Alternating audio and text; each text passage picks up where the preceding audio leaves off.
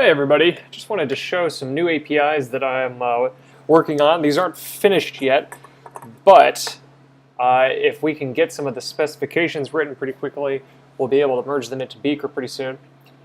And basically what I wanted to add was a way for peers to be able to talk to each other really easily. One of the most common problems is that as good as dat is at broadcasting information, it's not as good for having bidirectional communication between people. And that was kind of a problem. So we threw together basically a really quick way to set up bidirectional channels between people. And of course the hello world of a bidirectional socket is a chat. So here it is. We've got two different instances of Beaker running. These are actually two completely separate instances that have their own data directories. They're considered kind of wholly separate from each other. And we can chat to each other from one window to another. And I can change my name.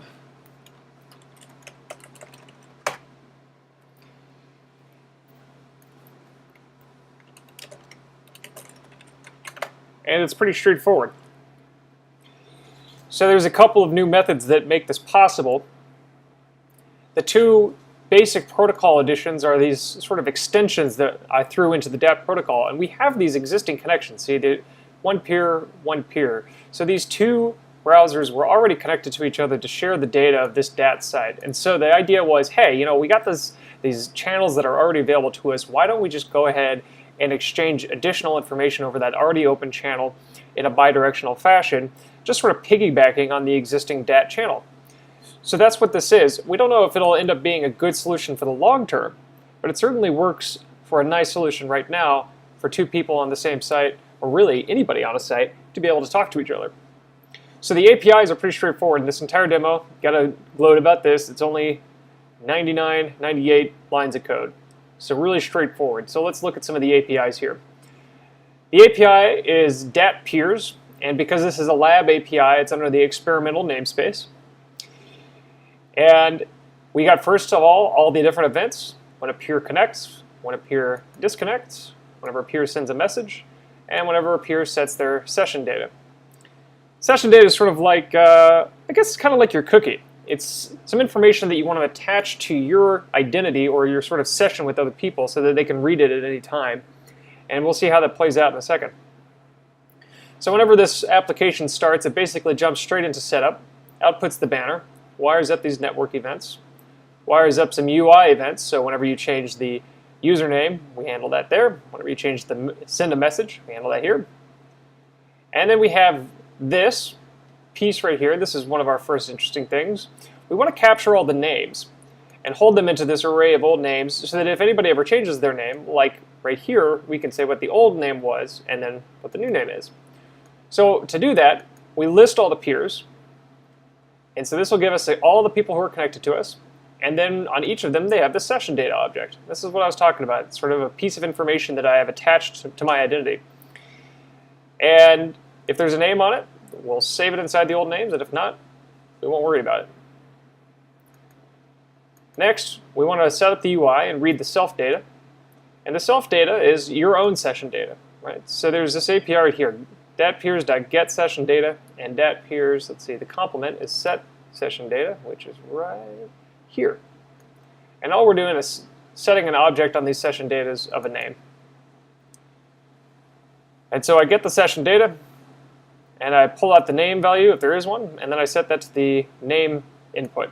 Pretty straightforward there. So that's what read self data does, kind of updates the name input to be whatever you've set your name to.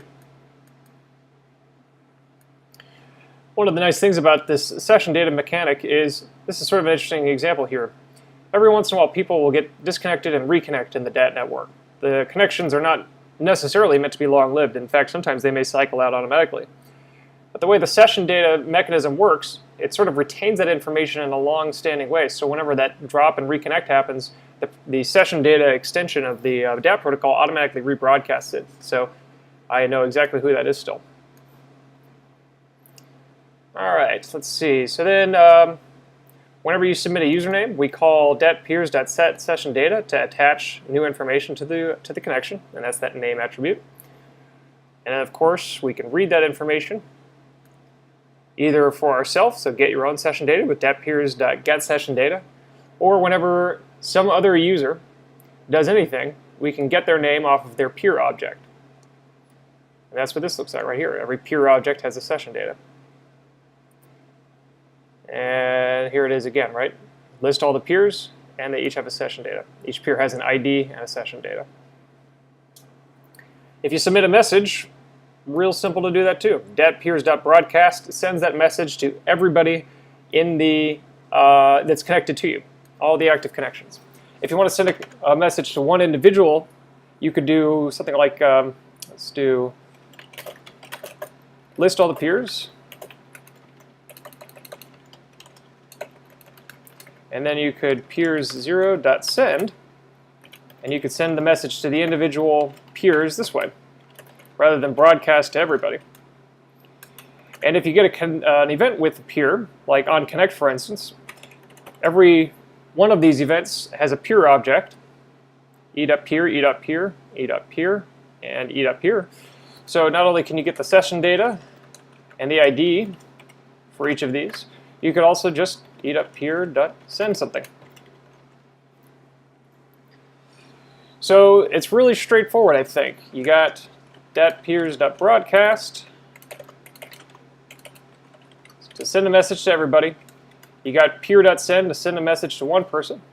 You got dat-peers.list to get all the peers you're connected to. You got all these events up here. And then you got dat-peers.get session data and dat-peers.set session data to be able to attach information to yourself to be automatically sent to peers so that it'll be attached to your peer object. And with that, you can build a nice ephemeral messaging channel between these two sides. And this is ephemeral, these channels, which means that if I reset, all the history goes away. So unlike the hypercore, unlike hyperdrive, everything with dat typically gets written to some kind of persistent data structure, but not for these new APIs. These new APIs are just sending a message. They go to all the people who are connected, and then it's just handled and lost if there's no more value for it.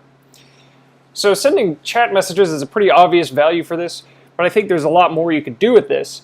You could set it up so that anytime you connect to somebody, you could broadcast. For instance, if you're using Fritter, which is a Twitter clone that we have, you could broadcast what your URL is. Say, hey, I'm Paul. Here's the URL for my profile. So then whenever you could have a tab in the application, you could see all the people you're connected to and what their profile IDs are. Now, none of this information is trustable in the sense that we don't authenticate it. So if I say on my session data, if I did dat-peers.set session data, who am I? Well, I'm, let's say I claim that I'm google.com. Well, of course, there's no way to verify that, right? So if a peer shows up claiming they're Google, you're just going to either decide, okay, we'll go with it, or not. So it's kind of like IRC in that sense, right? For a lot of people on IRC, there's no sort of authentication unless you're using the NIC serve. But by default, no authentication is occurring for the data that's set on the session or sent over. And that's fine for now because this is not meant to be a really fully fledged identity system. This is really meant to be sort of a stepping stone so that people can just send data back and forth. Handy for things like chat applications, handy for things like Fritter to discover peers who are online at that moment. Also might be really good for applications like a collaborative text editor, for instance, so that people could synchronize data that way. And in fact, once you get multi-writer into dat, we can use these channels to be able to exchange the writing keys so that you can authorize additional writers to a site. So this is an experimental API, what we call a lab API, that I'm going to probably merge into the master version of Beaker, who knows, maybe within the next week. We need to finalize some of the specifications behind this, but experimental dat-peers is the API, and I look forward to getting it out to all y'all. So thanks for watching.